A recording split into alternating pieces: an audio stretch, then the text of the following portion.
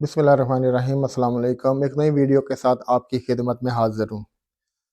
मेरा एक सीरीज़ चल रही है जिसमें मैं आपको ट्रैवल हिस्ट्री के बारे में बता रहा हूँ कि किन ट्रैवल हिस्ट्री बनाने के लिए किन कंट्रीज़ का आप विज़िट करें तो वो आपके लिए बेनिफिशियल रहेगी।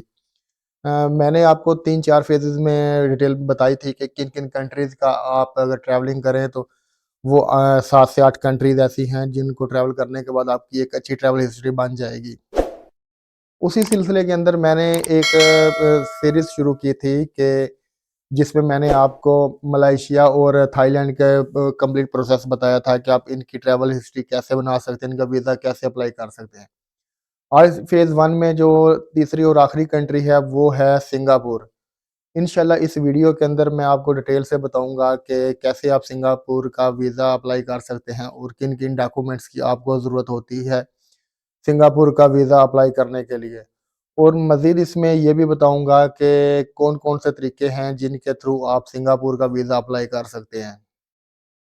लेकिन अपने टॉपिक की तरफ बढ़ने से पहले आप सबसे रिक्वेस्ट है कि अगर आप चैनल पर नए हैं तो चैनल को सब्सक्राइब कीजिएगा, बेल आइकन को ज़रूर प्रेस कीजिएगा, वीडियो को लाइक, कमेंट और शेयर ज़रूर कीजिएगा। इसके अलावा मेरा वो जो व्हाट्सएप का चैनल है उसको भी फ़ॉलो कीजिएगा और जो इंस्टाग्राम का अकाउंट है उसको भी फ़ॉलो कीजिएगा।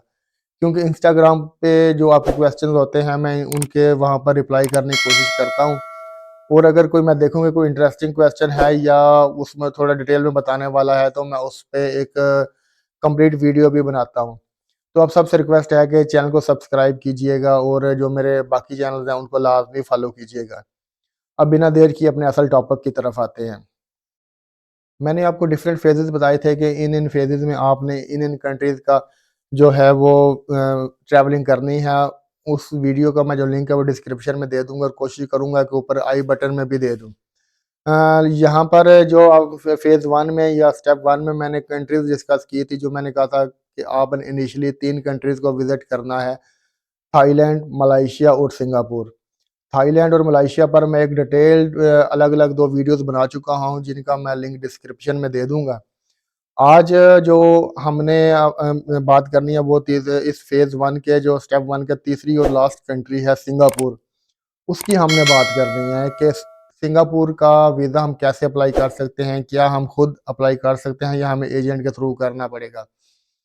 देखें, सिंगापुर का वीज़ा ई-वीज़ा आपने लेना होता है वो आप खुद भी अप्लाई कर सकते हो और आप एजेंट के थ्रू भी अप्लाई कर सकते हो। कोई ट्रस्टवर्दी एजेंट हो तो आप उसके थ्रू भी अप्लाई कर सकते हो।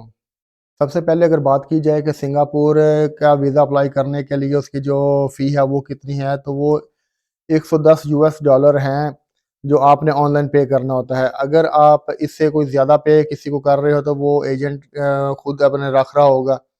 आप सिंगापुर जो है वो जस्ट आपसे $110 लेता है। इसके ऊपर जो भी आप पे कर रहे होगे वो आप अपने एजेंट को ही पे कर रहे होते हो। अगर बात की जाए कि आप खुद वीज़ा अप्लाई करना चाहते हो तो उसके लिए डॉक्यूमेंट्स कौन से रिक्वायर्ड होते हैं? सबसे पहले आपका जो पासपोर्ट है वो 6 माह तक का वैलिड होना चाहिए। उसके जो कम से कम 2 पेजेज़ हैं वो ब्लैंक होने चाहिए। इसके अलावा जो है वो उसकी फर्स्ट 2 पेजेज़ की जो कॉपी है वो चले चाहिए होगी।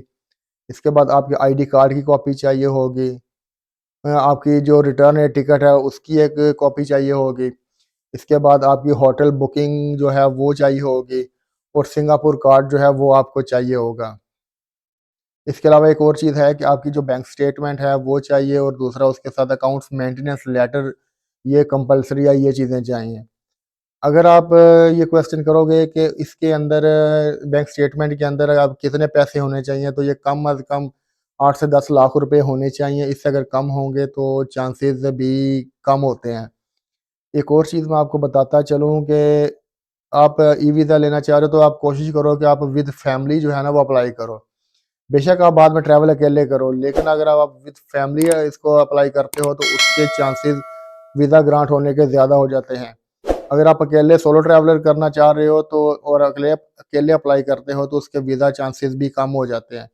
तो मेरा मशवरा ये है कि $110 ही $110 ही हैं ज़्यादा, वो आप अपनी मिसेज़ के साथ अप्लाई करो और जब आपका वीज़ा लग जाए, आपको ई-वीज़ा मिल जाए वाया ईमेल तो आप जस्ट आप अकेले ट्रैवल कर सकते हो।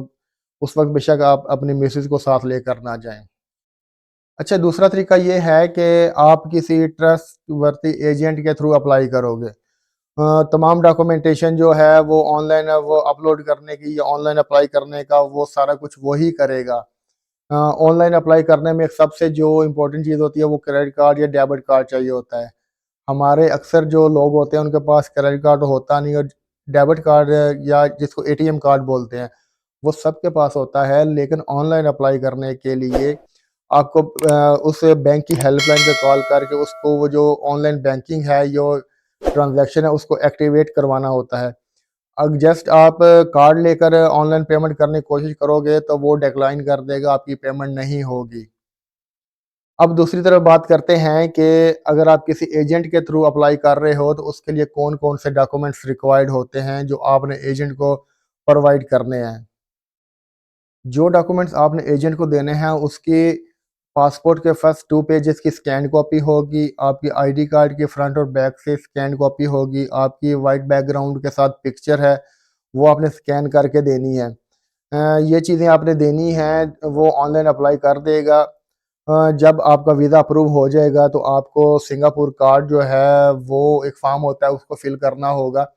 वो आपने फ़िल करके वो अपने साथ लेकर जाना है। इन केस अगर वो फ़ॉर्म आप साथ नहीं लेकर जाते तो अगर पाकिस्तान इमिग्रेशन आपको टेक ऑफ करने की इजाज़त दे भी देती है तो सिंगापुर जो इमिग्रेशन है वो आपको उस कार्ड के बगैर या उस फ़ॉर्म के बगैर आपको वो एंट्री नहीं देगी, वो आपको डिपोर्ट कर देगी। एक क्वेश्चन यहाँ पर ये पैदा होता है कि जब हम अप्लाई कर रहे होते हैं तो इसका प्रोसेसिंग टाइम कितना होता है?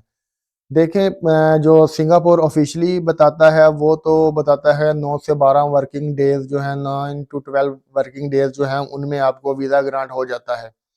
लेकिन मेरा मशवरा है कि आप अगर सिंगापुर का ई ऑनलाइन वीज़ा या ई-वीज़ा अप्लाई करना चाह रहे हो तो कम अज़ कम आप 3 हफ्ते पहले अप्लाई करें, जो आपकी ट्रैवल डेट है उससे 3 हफ्ते पहले आप अप्लाई करें, क्योंकि ये काफ़ी डिलेज़ भी लेके आते हैं। तो इसलिए मेरा मशवरा है कि 3 से 4 तो शायद ज़्यादा हो जाए, लेकिन कम अज़ कम आपने 3 हफ्ते पहले अप्लाई करना है। इन केस कि अगर आप फ़्लाइट करवा लेते हो और आपने 12 दिन पहले अप्लाई किया है तो मेबी आपका वीज़ा थोड़ा डिले चला जाए और आपकी जो टिकट वग़ैरह अगर आपने पेड करवाई हुई है तो उसके वो नुकसान होने का अंदेशा है। ये थी जी रिक्वायर्ड डॉक्यूमेंट्स की डिटेल, फ़ी कितनी लगती है और आपका जो प्रोसेसिंग टाइम है वो कितना लगता है, ये मैंने आपके साथ डिटेल के साथ शेयर किया है। ले ऑनलाइन वीज़ा अप्लाई करने के लिए जो लिंक है वो इंशाल्लाह मैं नीचे डिस्क्रिप्शन में दे दूँगा। वहाँ पर आप जाकर आप ऑनलाइन वीज़ा अप्लाई कर सकते हैं। इन केस अगर आप ऑनलाइन वीज़ा अप्लाई नहीं करते करते या आप नहीं कर सकते तो आप हमारी खिदमात भी ले सकते हैं। उसमें ये है कि जो 110 यूएस डॉलर हैं वो तो आपको पे करना ही पड़ेगा उस दिन के जो पीकेआर रेट के हिसाब से, लेकिन उसके ऊपर जो हमारे चार्जेज़ होंगे वो बहुत माइनर से चार्जेज़ होंगे। वो इंशाल्लाह जब आप कॉन्टैक्ट करें तो वो उसी वक़्त मैं आपको बता दूँगा, तो आप हमारी खिदमत भी ले सकते हैं। और इंशाल्लाह आपका वीज़ा जो अप्लाई हो जाएगा और उसकी तमाम डिटेल या प्रूफ़ जो हैं वो आपके साथ शेयर कर दिए जाएँगे। ये थी जी ट्रिप 1 की या फ़ेज़ 1 की जो फर्स्ट 3 कंट्रीज़ मैंने आपके साथ शेयर की थी कि थाईलैंड, मलेशिया और सिंगापुर। उसमें से ये तीसरी और लास्ट जो कंट्री थी उसकी मैंने डिटेल शेयर की है। इंशाल्लाह नेक्स्ट जो है आने वाले दिनों में जो मैं नेक्स्ट फ़ेज़ या फ़ेज़ 2 के अंदर दुबई, अज़रबैजान और तुर्की के जो वीज़ाज़ हैं उनके हवाले से अलग-अलग डिटेल के साथ वीडियो शेयर करूँगा। और उसके बाद इंशाल्लाह हम फ़ेज़ 3 की बात करेंगे। तो इंशाल्लाह मैं मेरी कोशिश है कि इस तमाम सीरीज़ के अंदर 7 से 8 कंट्रीज़ जो हैं वो उनकी डिटेल मैं आपके साथ शेयर करूँ, ताकि अगर आप ट्रैवल हिस्ट्री बनाना चाहते हैं, तो वो जो बेस्ट कंट्रीज़ हैं वो अब ये नहीं कि हमने 15-20 कंट्रीज़ की ट्रैवल हिस्ट्री बना लेनी है, नहीं। जो सबसे बेस्ट कंट्रीज़ हैं जिनकी ट्रैवल हिस्ट्री की भी इम्पोर्टेंस है, इंशाल्लाह मैं उनकी आपके साथ डिटेल शेयर करूँगा। तो वो जो है वो मज़ीद मैं आपके साथ डिटेल शेयर करूँगा उसके अंदर आने वाले दिनों के अंदर। हर मंडे को तकरीबन मेरी ये ट्रैवल हिस्ट्री के हवाले से ही एक वीडियो आया करेगी। तो चैनल को सब्सक्राइब कीजिएगा और इंशाल्लाह आपके साथ वो वीडियोज़ जो हैं बर वक़्त पहुँचती रहेंगी। मुझे इजाज़त दें, इंशाल्लाह नेक्स्ट किसी अच्छे से टॉपिक के साथ आपकी खिदमत में हाज़िर होऊँगा। अपना बहुत सा ख़्याल रखिएगा। अल्लाह हाफ़िज़।